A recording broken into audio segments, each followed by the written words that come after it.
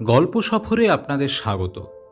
বিভিন্ন স্বাদের গল্প শোনার জন্য আমাদের চ্যানেলটি সাবস্ক্রাইব করে বেল আইকন প্রেস করে আমাদের সঙ্গে থাকুন। আজ আপনাদের জন্য সৈয়দ মুস্তাফা সিরাজের একটি অলৌকিক গল্প, রহস্যময় মমিমুন্ডু সানসা। গল্প পাঠে এবং অন্যান্য চরিত্রে আমি জ্যোতির্ময়। তাহলে চলুন আজকের গল্প সফর শুরু করা যাক। শুরু হচ্ছে রহস্যময় মমিমুন্ডু সানসা।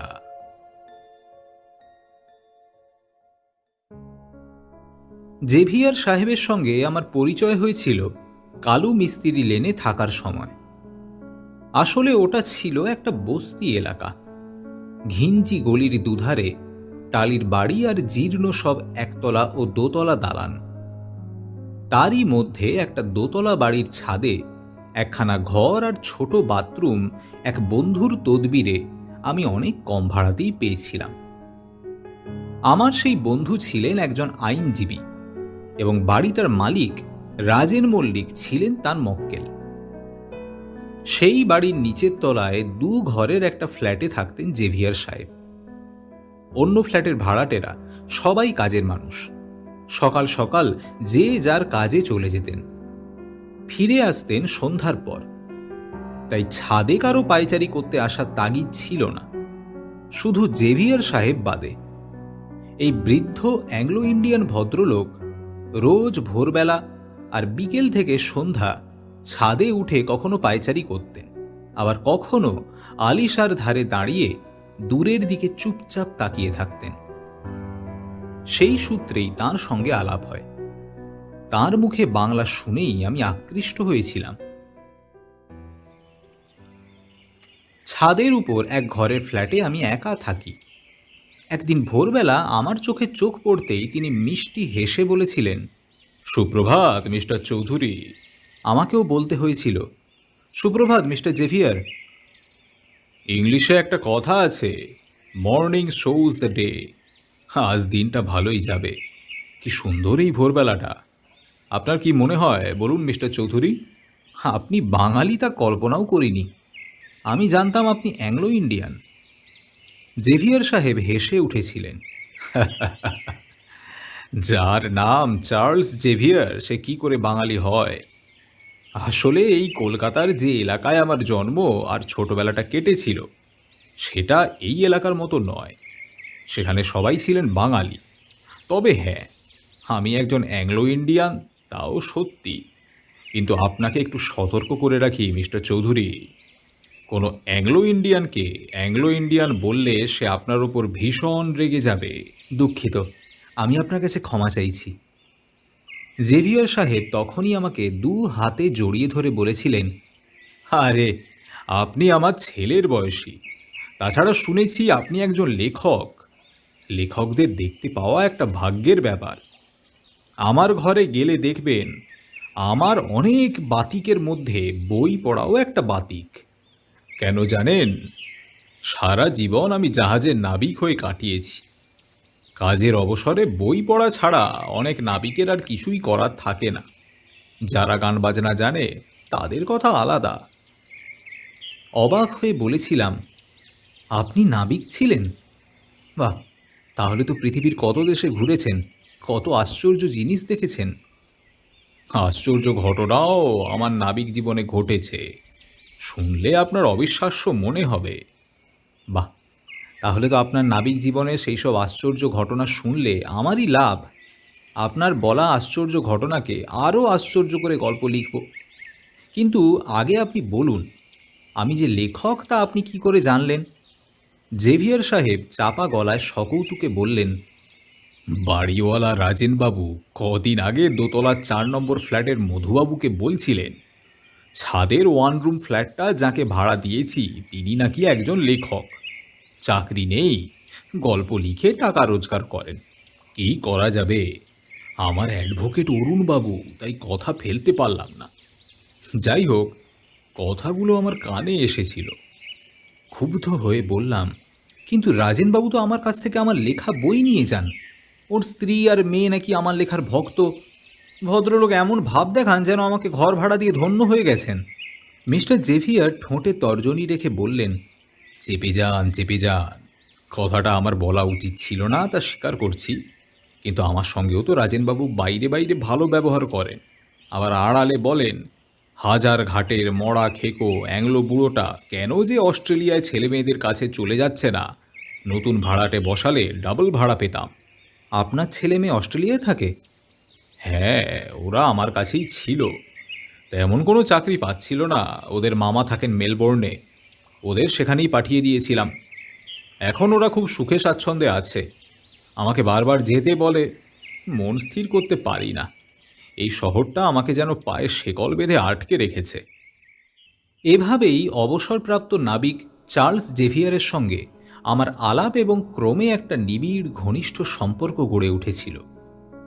তিনি আমাকে তুমি বলতেন। তার ছাদে দুবেলা ওঠার কারণ বুঝেছিলাম। নাবিকেরা খোলা আকাশ না দেখে থাকতে পারে না, বদ্ধ ঘরে দম আটকে যায়। ছাদে এলে ওকে আমার ঘরে বসিয়ে চা খাওয়াতাম, আর ওর নাবিক জীবনের বিচিত্র সব ঘটনা শুনতাম। অনেকগুলো ভাষা তিনি জানতেন। সেই সব ভাষার বেশিটাই নানা দেশের আদিম অধিবাসীদের মুখের ভাষা। তার বলার ভঙ্গিটি এমন সাবলীল ছিল যে তাকে অবিশ্বাস করতে পারতাম না। জেভিয়ার সাহেব নাবিক জীবনে যে একজন অ্যাডভেঞ্চারারও ছিলেন তাও জানতে পেরেছিলাম। কোনো বন্দরে জাহাজ মাল খালাস করে আবার অন্য কোম্পানির মাল ভরে নিয়ে আবার কোথাও যাবে, এবং এর ফলে জাহাজ কোথাও 1 মাসের বেশি নোঙর করে থাকত। তখন মিস্টার জেভিয়ার তার বাছাই করা সঙ্গীদের নিয়ে বেরিয়ে পড়তেন। ক্যাপ্টেনের অনুমতি না দেওয়ার কারণ ছিল না, তবে প্রত্যেককে নিজের নিজের জীবন সম্পর্কে বন্ড লিখে যেতে হতো।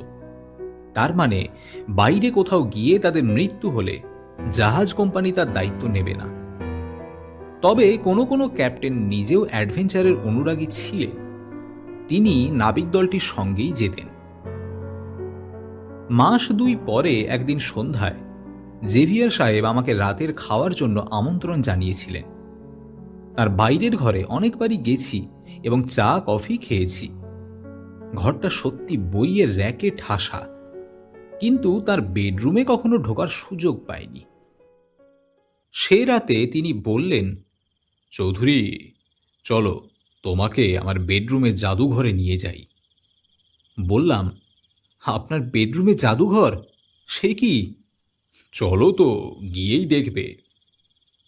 তাকে অনুসরণ করে বেডরুমে ঢুকে খুবই অবাক হয়ে গেলাম। এ ঘরটা একটু বড়। একপাশে নিচু খাটের ওপর তার বিছানা, আর ওদিকে একটা টেবিল আর চেয়ার। কিন্তু প্রথমেই চোখ পড়েছিল 2টো কাচের কপাট লাগানো কাঠের আলমারিতে। তাতে বিচিত্র গড়নের সব মূর্তি, কোনোটা পাথরের, কোনোটা ব্রোঞ্জের। তাছাড়া অদ্ভুত গড়নের অনেকগুলো পাত্র, আর সার সার ঝোলানো ভয়ঙ্কর চেহারার মুখোশ। আমাকে চেয়ারে বসতে বলে জেভিয়ার সাহেব বিছানায় পা ঝুলিয়ে বসলেন। তারপর তার জাদুঘরের জিনিসগুলো সম্পর্কে অনেক কাহিনী শোনালেন। সেগুলো সংগ্রহের ঘটনা সত্যিই রোমাঞ্চকর। এক সময় হঠাৎ আমার চোখে পড়ল একটা অদ্ভুত জিনিস। মুখোশগুলোর নিচে ছিল বলে এতক্ষণ লক্ষ্য করিনি। কমলালেবু সাইজের একটা কাটা মুন্ডু। মুন্ডুটার রং ধূসর, কিন্তু চোখ দুটো যেন উজ্জ্বল। মাথায় এক রাশ চুল। একটু পরে চমকে উঠলাম। ওই খুদে কাটা মুন্ডুটা যেন হিংস্র চোখে তাকিয়ে আমাকে দেখছে। জিজ্ঞেস করলাম, ওটা ওটা ওটা কি মিস্টার জেভিয়ার? ওই কাটা মুন্ডুর মতো জিনিসটা? জেভিয়ার সাহেব একটু হেসে বললেন, কখন তোমার চোখে ওটা পড়ে তাই ভাবছিলাম।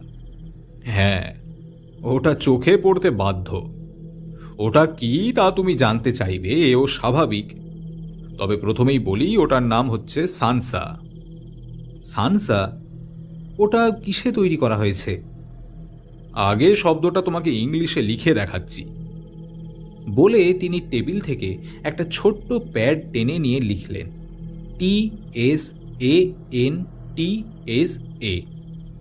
তারপর বললেন, ব্রাজিলে অ্যামাজনের জঙ্গলে অনেক সময় অনেক বন্য রেড ইন্ডিয়ান গোষ্ঠী বাস করত। তাদের প্রত্যেক গোষ্ঠীর ভাষা আলাদা, কিন্তু তাদের পরস্পরের মধ্যে কথা বলার ভাষা হলো কিচুয়া। সানসার সঠিক উচ্চারণ করা আমার পক্ষে সম্ভব নয়। কিচুয়া ভাষায় সানসা মানে হচ্ছে মমি মুন্ডু। অবাক হয়ে বললাম, মমি মুন্ডু? তার মানে মুন্ডুকে মমি করে রাখা হয়েছে? ঠিক তাই। কিন্তু ওটা কিসের মুন্ডু? জেভিয়ার সাহেব মিটিমিটি হেসে বললেন, ওটা মানুষেরই মুন্ডু। ব্যাপারটা খুলে বলি। ম্যাপে দেখবে ব্রাজিলের অ্যামাজন নদ পশ্চিমে আন্দিজ পর্বতমালা থেকে উৎপন্ন হয়ে পূর্বে আটলান্টিক মহাসাগরে মিশেছে। বললাম, মমি মুন্ডুর কথাটা বলুন না আগে। হ্যাঁ হ্যাঁ, অধৈর্য হওয়া স্বাভাবিক, তবে পটভূমিও জানা দরকার। যাই হোক, অ্যামাজনের দুধারে ঘন দুর্ভেদ্য জঙ্গল। সেখানে সবচেয়ে হিংস্র আর আদিম রেড ইন্ডিয়ান গোষ্ঠীর নাম জিভারো। তারাই কি এক আশ্চর্য কৌশলে সানসা তৈরি করে। তবে বলা দরকার, জিভারোদের মধ্যে দলাদলি আছে। এক বসতির সর্দার বা মোড়ল যখন বুড়ো হয়ে যায়, তখন তার ছেলেকে সর্দার বা মোড়ল করার প্রথা নেই। অন্য বসতির কোনো মোড়লের মাথা যে জিভারো তরুণ কেটে আনতে পারে, সেই হয় নতুন মোড়ল। মাথা কেটে আনার পর দলের লোকেরা গোপনে সেই মাথার খুলি থেকে চুল আর চোখ, মুখ, নাক, কান শুদ্ধ চামড়াটা ছাড়িয়ে নেয়। তারপর শুরু হয় মমি তৈরির কাজ। চামড়া কুঁচকে ক্রমশ কমলালেবুর সাইজে হতে প্রায় 1 মাস লাগে। তারপর সেই মমি মুন্ডু নতুন মোড়লের বিছানার উপর ঝুলিয়ে রাখা হয়। আশ্চর্য তো, ওটার রং ধূসর হলেও চোখ দুটো এখনো জ্বলজ্বল করছে। দেখতে ভয় করে, যেন হিংস্র দৃষ্টিতে আমাকে দেখছে। কিন্তু আপনি ওটা পেলেন কোথায়? অ্যামাজন নদ আর দুধারের জঙ্গলে ইউরোপিয়ানরা প্রায়ই হানা দিত। আদিম ওইসব জনগোষ্ঠীকে জন্তুর মতো গুলি করে মারত। ব্রাজিলে পর্তুগিজদের রাজত্ব। ব্রাজিল সরকার জিভারোদের সঙ্গে যোগাযোগের চেষ্টা করতেন। বিশেষ করে সভ্য পৃথিবীতে সানসা সংগ্রহের হিড়িক পড়ে গিয়েছিল। তাই পরবর্তীকালে ইউরোপিয়ান অভিযাত্রীদের কাছে কোনো জিভারো গোপনে একটা রিফিলি মানে রাইফেল আর কার্তুজের বদলে তার দলের সানসা চুরি করে এনে দিত। তারপর তার আর দলে ফেরা হতো না। ক্রমশ এভাবেই তারা ফায়ার আর্মসের মাহাত্ম্য বুঝে তা সানসার বদলে কিনে নিত। আবার রাজধানী রিও দি জেনেইরোতে অনেকে নকল সানসা বেচে লোক ঠকাত। শেষে ব্রাজিল সরকার সানসা তৈরি নিষিদ্ধ করেন। কিন্তু আপনি কোথায় পেলেন ওটা? মিস্টার জেভিয়ার বুচকি হেসে বললেন, চোরের ওপর বাটপাড়ি বলতে পারো। তবে ঘটনাটা সাংঘাতিক। আটলান্টিক সমুদ্রে অ্যামাজনের মোহনার কাছে ক্রিস্টল্যান্ড নামে একটা দ্বীপ আছে। জাহাজে জল ফুরিয়ে যাওয়ার জন্য সেই দ্বীপের কাছে জাহাজ নোঙর করেছিল। দ্বীপের এক পর্তুগিজ অধিবাসীর কাছে একটা সানসা ছিল। তার সঙ্গে আমার বন্ধুত্ব হয়ে যায়। তার নাম রোদ্রিক। কথায় কথায় সে আমায় জানিয়েছিল, মাঝে মাঝে এই দ্বীপে নৌকো নিয়ে জিভারোরা আসে। সানসার বদলে রাইফেল আর কার্তুজ চায়। একজন জিভারোকে রোদ্রিগ সানসার বদলে রাইফেল দেবে বলে নির্জন জায়গায় নিয়ে যায়। তারপর তাকে গুলি করে মেরে সানসা হাতিয়ে নেয়। দ্বীপ থেকে ফেরার দিন রোদ্রিগের বাড়িতে গিয়েছিলাম। সে বাড়িতে ছিল না। তার ঘরের তালা ভেঙে সানসাটা হাতিয়ে নিয়ে আসার সময় তার টেবিলে $500 রেখে এসেছিলাম, কারণ রোদ্রিগ আমাকে তার অর্থাভাবের কথা বলেছিল। যাকগে, এই যথেষ্ট। রাত 9টা বাজে। এসো, আমরা খেয়ে নিই। কিছুদিন পরে এক বিকেলে আমার ঘরে এসেছিলেন জেভিয়ার সাহেব।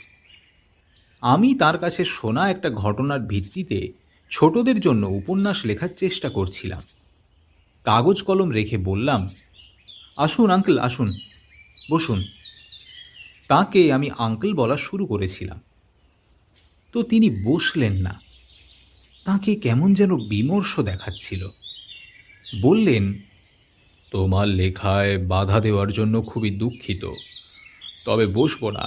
একটা কথা জানাতে এসেছি। আমার আর কলকাতায় থাকা হলো না। রাত 9টার ফ্লাইটে মেলবোর্ন চলে যাচ্ছি। সে কি, হঠাৎ এভাবে চলে যাচ্ছেন কেন? আমার মেয়ে লিন্ডা আমাকে প্লেনের টিকিট পাঠিয়েছে। আগামী মাসে সে বিয়ে করবে। তার বিয়ের সময় আমি থাকবো না, এটা হয় না। তাছাড়া আমার বয়স হয়েছে, এখানে আমাকে দেখাশোনার কেউ নেই। সব কিছু ভেবে অগত্যা চলে যাওয়াই ঠিক করলাম। তা আপনার জাদুঘরের কি ব্যবস্থা করছেন? প্লেনে নিয়ে যাবেন? হ্যাঁ, পার্কিং করে ফেলেছি, শুধু বইগুলো নিচ্ছি না। তুমি যদি নিতে চাও তোমাকে দিয়ে যাব। আসবাবপত্র যা আছে বিক্রি করে দিয়েছি। কিছুক্ষণ আগে এক ফার্নিচার ব্যবসায়ী সেগুলো নিয়ে গেছে। বলে কিছুক্ষণ অন্যমনস্কভাবে তাকিয়ে থাকার পর জেভিয়ার সাহেব আমাকে বললেন, যাবার আগে আমার প্রিয় ভাগ্নেকে একটা কিছু উপহার দিয়ে যাওয়া উচিত। অনেক ভেবে ঠিক করলাম, তুমি মমি মুন্ডু সানসার প্রতি আকৃষ্ট হয়েছিলে, ওটা নিয়ে এসেছি। তুমি নাও, মমি মুন্ডুটা তোমার লেখার প্রেরণা দেবে। এতক্ষণে চোখে পড়ল আঙ্কেল জেভিয়ারের হাতে একটা ছোট্ট প্যাকেট। সুদূর ব্রাজিলের অ্যামাজন নদ অঞ্চলের অধিবাসী অরণ্যচর আদিম জিভারো গোষ্ঠীর এক অনবদ্য অথচ সাংঘাতিক শিল্পসৃষ্টির নিদর্শন এই সানসা। এক মুহূর্ত দেরি না করে প্যাকেটটা দু হাতে নিয়ে বললাম, ধন্যবাদ, ধন্যবাদ, অসংখ্য ধন্যবাদ আঙ্কেল জেভিয়ার। এই সানসা আমার জীবনে আপনার স্মৃতি হয়ে থাকবে। বুঝতে পারছিলাম তার তাড়া আছে। তিনি বললেন, বইগুলো তুমি নেবে কি? যদি নাও তাহলে এখনই আমার সঙ্গে চলো। তবে র্যাক দুটো আমাকে বেচে দিতে হয়েছে, এজন্য আমি খুবই দুঃখিত, কিন্তু উপায় ছিল না। বললাম, ঠিক আছে, র্যাক আমি তৈরি করিয়ে নেব। মমিমুন্ডুর প্যাকেটটা টেবিলে রেখে আমি তার সঙ্গে নিচে গেলাম। দেখলাম কয়েকটা প্যাকেট আর 3টে সুটকেস সংকীর্ণ উঠোনে রাখা হয়েছে। পাড়ার ছেলেরা তা পাহারা দিচ্ছে। পাড়ায় জেভিয়ার সাহেবের প্রতি সকলের শ্রদ্ধা ছিল তা জানতাম। গলিতে ভিড় করে অনেকে দাঁড়িয়ে আছে। জেভিয়ার সাহেবের কথায় অনেকগুলো ছেলে বইগুলো গুছিয়ে দড়ি দিয়ে বেঁধে ফেলল। 100-2 বই তো হবেই। তারা আমার সঙ্গে ওপরে গিয়ে বইয়ের বান্ডিলগুলো আমার ঘরের মেঝেয় রেখে দিল। তারপর চুপচাপ চলে গেল। আমি এবার আলো জেলে বইগুলো দেখতে থাকলাম। প্রায় সবই গোয়েন্দা, অ্যাডভেঞ্চার, শিকার কাহিনী আর ভূতের গল্পের বই, পেপারব্যাক সংস্করণ। নাবিকরা এইসব উত্তেজনাপূর্ণ বই পড়তে চাইবে, এতে অবাক হওয়ার কিছু নেই। আমিও এই ধরনের বই পড়তে ভালোবাসি। কিন্তু অবাক হলাম একটা বই দেখে। চটি বই, কিন্তু নামটা বেশ বড়। The story of a Sansa, it's power of violent revenge and destruction. বইটার লেখক রবার্ট ইস্টউড। বইটার নাম দেখেই উত্তেজিত হয়ে উঠেছিলাম। পাতা খুলে মেঝেতে বসেই পড়তে শুরু করলাম। কয়েক পাতা পড়েই কেমন একটা অস্বস্তি অনুভব করছিলাম। লেখক নিজের জীবনের অভিজ্ঞতা বর্ণনা করেছেন। একটা মমিমুন্ডুর হিংস্র প্রতিশোধ আর ধ্বংসের শক্তির কিছুটা বিবরণ পড়ে যে অস্বস্তি জেগেছিল তা গা ছমছম করা আতঙ্ক হয়ে উঠল। উঠে দাঁড়িয়ে বইটা টেবিলে রাখলাম। তারপর চেয়ারে বসে কাঁপা কাঁপা হাতে মমিমুন্ডুর প্যাকেটটা খুললাম। মমিমুন্ডুতে হাত ছোঁয়াতেই আঙুলগুলোতে আগুনের জ্বালা টের পেলাম। সঙ্গে সঙ্গে হাত সরিয়ে ওটার দিকে তাকালাম। চোখ দুটো এখন আরো হিংস্র দেখাচ্ছে। তারপরেই মনে হলো আমারই মনের ভুল।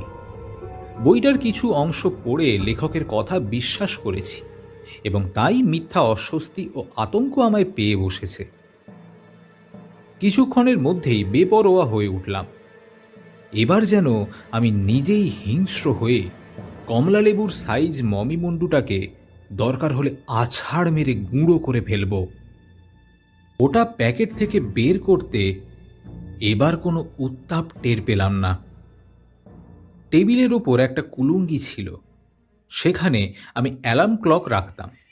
ঘড়িটা নামিয়ে টেবিলে রেখে মমিমুন্ডুটা কুলুঙ্গিতে রেখে দিলাম। তারপর জানলা ও দরজা বন্ধ করে তালা দিয়ে নিচে গেলাম। আঙ্কেল জেভিয়ারের যাবার সময় হয়ে এসেছে হয়তো, তাকে বিদায় জানাতে হবে। নিচে গিয়ে দেখি দুটো ট্যাক্সি দাঁড়িয়ে আছে। দুটোতেই পাড়ার ছেলেরা উঠে বসেছে। জেভিয়ার সাহেব একটা ট্যাক্সির সামনের সিটে বসলেন, পরনে টাই স্যুট এবং মাথায় টুপি। এগিয়ে গিয়ে তাকে বললাম, এখনই চলে যাচ্ছেন আঙ্কেল? ফ্লাইট তো রাত 9টায়। জেভিয়ার সাহেব হাত বাড়িয়ে আমার হাত চেপে ধরে বললেন, বিদায় চৌধুরী, আমি তোমারই অপেক্ষা করছিলাম, জানতাম তুমি ঠিক সময়ে আসবে। বললাম, আঙ্কেল গিয়ে যেন চিঠি লিখবেন। লিখব। হ্যাঁ, একটা কথা তোমাকে বলতে ভুলে গিয়েছি। বইগুলোর মধ্যে সানসা সংক্রান্ত একটা বই আছে। হ্যাঁ দেখেছি, কিছুটা পড়েও ফেলেছি।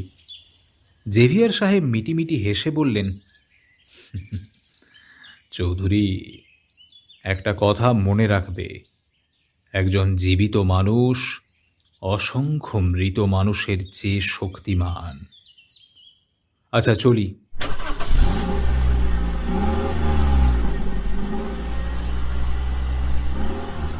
ট্যাক্সি দুটো চলে গেল। 7টা বাজে। আমার ঘরে যাওয়ার সময় সিঁড়িতে উঠতে উঠতে আঙ্কেল জেভিয়ারের কথাটা মনে ভেসে উঠল। একজন জীবিত মানুষ অসংখ্য মৃত মানুষের চেয়ে শক্তিমান।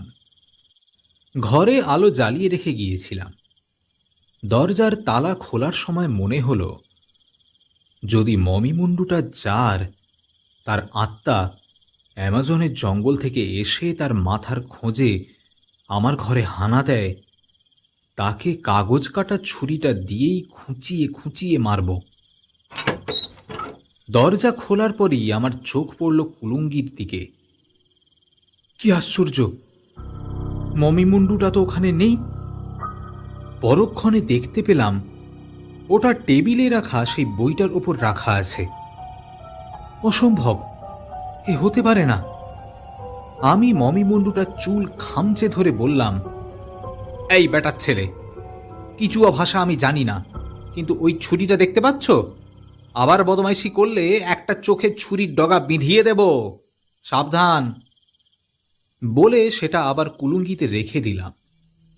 তারপরে সেই বইটা খুলে আবার পড়তে শুরু করলাম। কাহিনী ক্রমশ রোমাঞ্চকর হয়ে উঠছে। লেখকের সামনে এক রাতে সত্যি মমিমুন্ডুর কবন্ধ শরীর এসে দাঁড়িয়েছে। লেখক পিস্তলের গুলি ছুঁড়লেন, কিন্তু গুলি তার গায়ে লাগল না। তখন লেখক ফায়ারপ্লেস থেকে একটা জ্বলন্ত পাইন কাঠ নিয়ে তার দিকে তেড়ে যেতেই কবন্ধটা পালিয়ে গেল। পড়তে পড়তে আমি ভয় পাচ্ছিলাম না এমন নয়। একসময় বুদ্ধি করে বিছানার বালিশের পাশে রাখা টর্চটা হাতে নিলাম। মাঝে মাঝে টর্চ জেলে কুলুঙ্গিতে মমিমুন্ডুর দিকে তাকাচ্ছিলাম। মনে হচ্ছিল ওটার দু চোখ থেকে সেই হিংস্রতা যেন মুছে গেছে। রাত 9টায় হোটেলের ছেলেটি টিফিন ক্যারিয়ারে আমার জন্য রাতের খাবার নিয়ে এলো। ঠিক করলাম বইটা শেষ করেই খেতে বসব। বইটা শেষ করতে রাত 10:30 বেজে গিয়েছিল। দরজা বন্ধ করে বাথরুমে গেলাম। তারপর কি একটা শব্দ যেন কানে এলো। তখনই ঘরে ঢুকে দেখি মমিমুন্ডুটা আবার কুলুঙ্গি থেকে নেমে সেই বইটার উপর এসেছে। দু চোখে আবার সেই হিংস্রতা। কয়েক মিনিট হতবুদ্ধি হয়ে থাকার পর ব্যাপারটা গ্রাহ্য করলাম না, চুপচাপ খেয়ে নিলাম। তারপর জানলা দুটো বন্ধ করে অভ্যাস মতো খোলা ছাদে পায়চারি করতে গেলাম। ঘরের দরজাও বাইরে থেকে বন্ধ করেছিলাম, কারণ এঁটো থালা বাটিতে পড়ে থাকা মাছ ভাতের আশায় একটা বেড়াল প্রায়ই হানা দেয়। রাতের আকাশের দিকে তাকিয়ে ভাবছিলাম, এতক্ষণ আঙ্কেল জেভিয়ার হয়তো প্রশান্ত মহাসাগরের ওপর দিয়ে উড়ে চলেছেন। আমার ঘরের দরজার ওপর একটা 40 ওয়াটের বাল্ব জ্বলে। মাঝে মাঝে দেখে নিচ্ছিলাম বিড়ালটা এসেছে কিনা। বিড়ালটা যে কত ধূর্ত তা বলার নয়। অনেক সময় এমন হয়েছে সে কখন জানলা দিয়ে ঢুকে আমার খাটের তলায় ওত পেতে থেকেছে, দরজা খুললে সে আমার পায়ের ফাঁক দিয়ে পালিয়েছে। এ রাতে বিড়ালটা ঠিক সেইভাবে ঘরে ঢোকেনি তো? এই ভেবে যেই আমি এগিয়ে গেছি, কানে এলো ঘরের ভেতরে অদ্ভুত চাপা গর্জন আর তীব্র ফোঁস ফোঁস শব্দ হচ্ছে। ছুটে গিয়ে দরজা খুলে অবাক হয়ে থমকে দাঁড়িয়ে পড়লাম। বেড়ালটা নিচে দাঁড়িয়ে 2 থাবা তুলে তার দাঁত বের করে মমি মুন্ডুরার দিকে তাকিয়ে গর্জন করছে। মমি মুন্ডুরাই কি পাল্টা ফোঁসফোঁস শব্দ করছিল? বেড়ালটা তখনই এক লাফে দরজা দিয়ে বেরিয়ে গেল। তারপর প্যান্ট বদলে পাজামা পরতে গিয়ে চমকে উঠলাম। আমার প্যান্টের নিচের দিকে তাজা রক্তের ছোপ। এই রক্ত নিশ্চয়ই বিড়ালটার, কারণ সে আমার পা ঘেঁষেই বেরিয়ে গেছে। বিড়ালটার গায়ে কে আঘাত করল? ওই মমি মুন্ডুটাই কি ওকে কামড়ে দিয়েছে? কিছুক্ষণ ভেবে এর মাথা মুন্ডু কিছুই বোধগম্য হল না। মমি মুন্ডুটা আবার কুলুঙ্গিতে রেখে এবং কাগজ কাটা ছুরি দেখিয়ে ওকে প্রচুর হুমকি দিয়ে বিছানায় শুয়ে পড়লাম। বেড সুইচ টিপে আলো নিভিয়ে দিলাম। আলোয় আমার মোটেও ঘুম হয় না। কিন্তু সে রাতে অস্বস্তি আর আতঙ্কে ঘুম আসছিল না।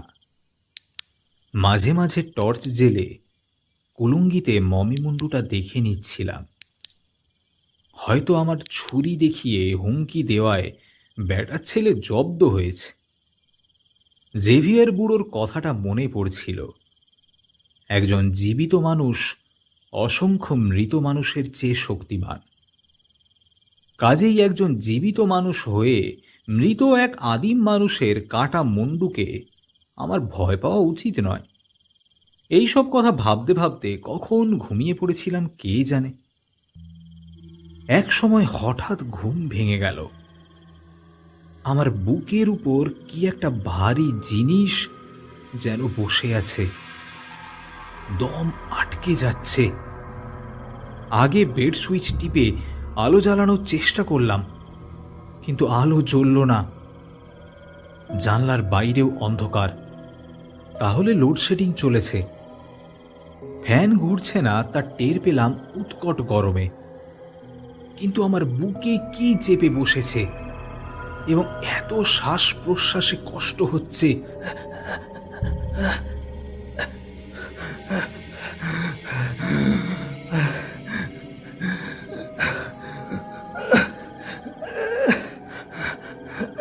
সত্যি বলতে কি, ওই সময় মমি মুন্ডুটার কথা মনেই ছিল না। টর্চ খোঁজার চেষ্টা না করে 2 হাতে জিনিসটা চেপে ধরলাম। অমনি বুঝলাম শয়তান মমি মুন্ডুটাই আমার বুকে চেপে বসে আছে।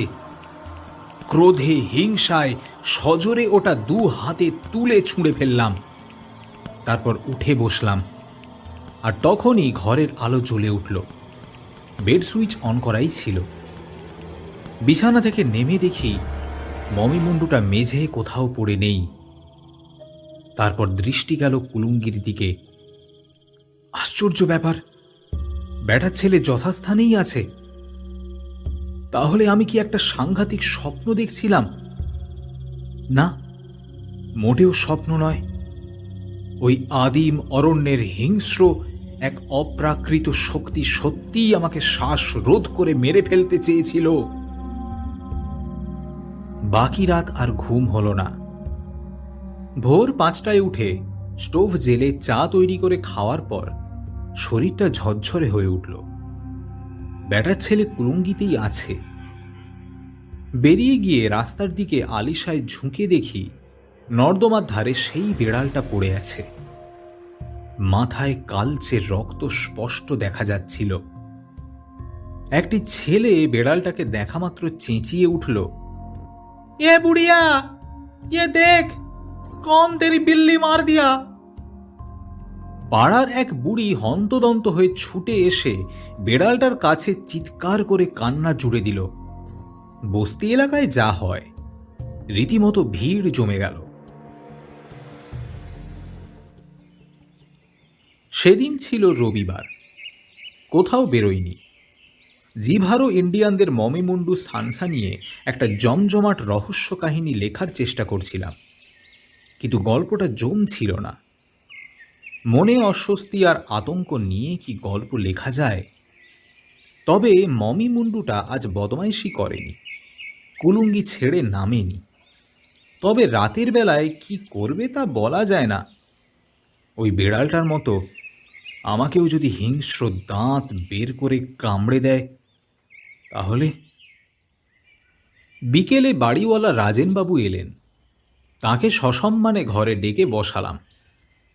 তিনি বললেন, জেভিয়ার বুড়োর ফ্ল্যাটটা দেখতে এসেছিলেন এক ভদ্রলোক, পছন্দ হয়েছে, তাই ফ্ল্যাটটা কাল পরিষ্কার করাতে হবে, চুনকামও করে দেব। বলে তার চোখ পড়ল মেঝেই রাখা পুরনো বইগুলোর ওপর। বললেন, ও, ওগুলো বুঝি অ্যাংলো বুড়ো আপনাকে দিয়ে গেছে? বললাম, আগে হ্যাঁ, আর একটা সুন্দর জিনিসও উপহার দিয়ে গেছেন। বলে আমি কুলুঙ্গি থেকে মমিমুন্ডুটা নামিয়ে তার হাতে দিলাম। তিনি অবাক হয়ে বললেন, বাহ, অদ্ভুত পুতুল তো, কাটামুন্ডুর পুতুল কোথাও দেখিনি, একেবারে জ্যান্ত মনে হচ্ছে। রাজেনবাবু, এই পুতুল তৈরি করে ব্রাজিলের অ্যামাজনের জঙ্গলের অধিবাসীরা। বাজারে নাকি এর অনেক দাম। এর নাম হচ্ছে সানসা। রাজেনবাবু হাতের তালুতে মমিমুন্ডুটা বসিয়ে মুগ্ধ দৃষ্টিতে বললেন, তাই বলুন। এটা যদি আপনার পছন্দ হয় নিয়ে যেতে পারেন। আমি পুতুল নিয়ে কি করব? তাছাড়া এটা ঘরে সাজিয়ে রাখার মতো জিনিস, আমার ঘরে মানায় না। রাজেনবাবু খুশি হয়ে মমিমুন্ডুটার রুমালে জড়িয়ে পাঞ্জাবির ঝুল পকেটে ঢুকিয়ে বললেন, এই উপহারের জন্য ধন্যবাদ। চলি মিস্টার চৌধুরী।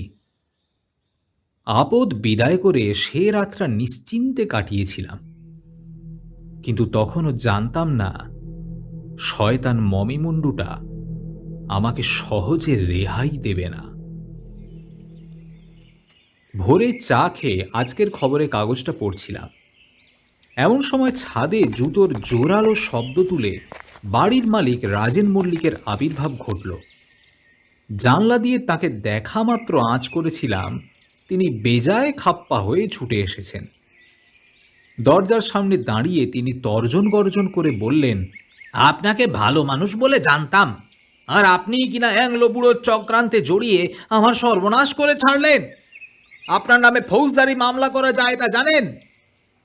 হতচকিত হয়ে বললাম, কি হয়েছে রাজেনবাবু?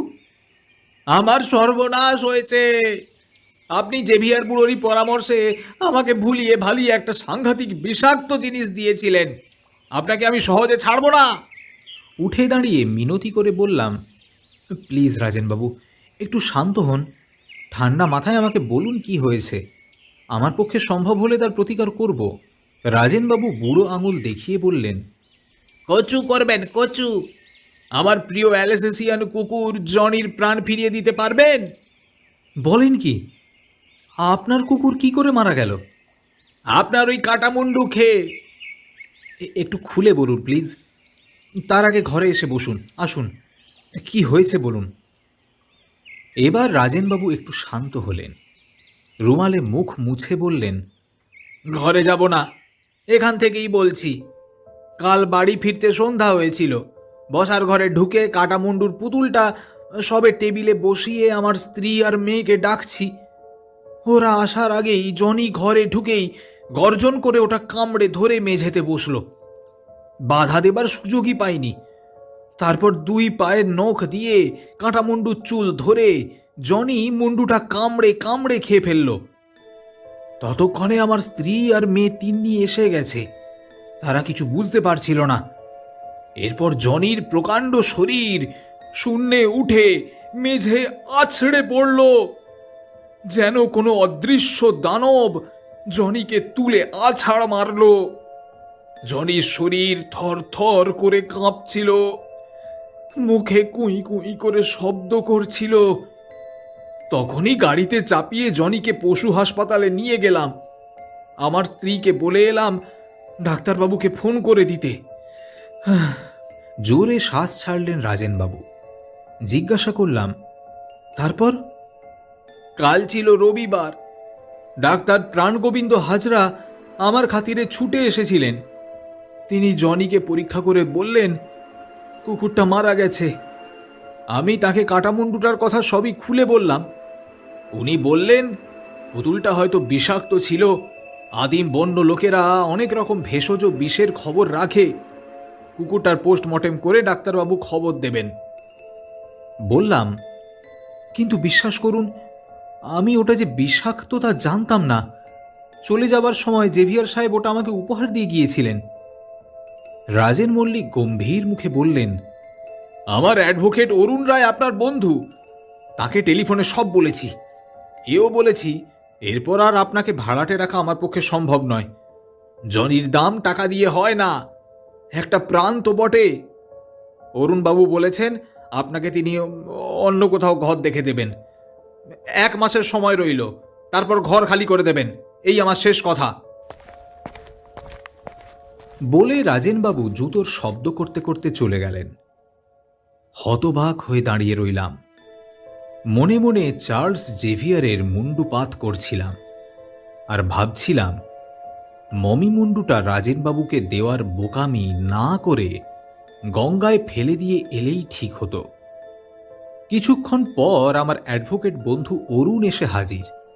সে হাসতে হাসতে বলল, কি হে, হ্যাঁ, কি সব কাণ্ড বাঁধিয়েছিস? যাকগে, যা হয়েছে তা তোর ভালোর জন্যই হয়েছে। দোতলা ছাদে ওই ঘরটা করতে রাজেনবাবু কর্পোরেশনে অনুমতি নেননি, তাই নিয়ে মামলা চলছিল। আমার মক্কেল রাজেনবাবু হেরে গেছেন। ওকে কথাটা এখনো বলিনি। শিগগির কর্পোরেশনের লোকেরা পুলিশ নিয়ে এসে এই ঘরটা ভেঙে দেবে। তার আগেই তোকে অন্যত্র ভালো পরিবেশে আমি ঘর দেখে দেব, ভাবিস না। শুনে চমকে উঠেছিলাম। তাহলে মমি মুন্ডুটা আমাকে আসন্ন আর অনিবার্য অপমান থেকে বাঁচিয়েছে। কর্পোরেশনের লোকেরা হয়তো আমার জিনিসপত্র রাস্তায় ফেলে দিত।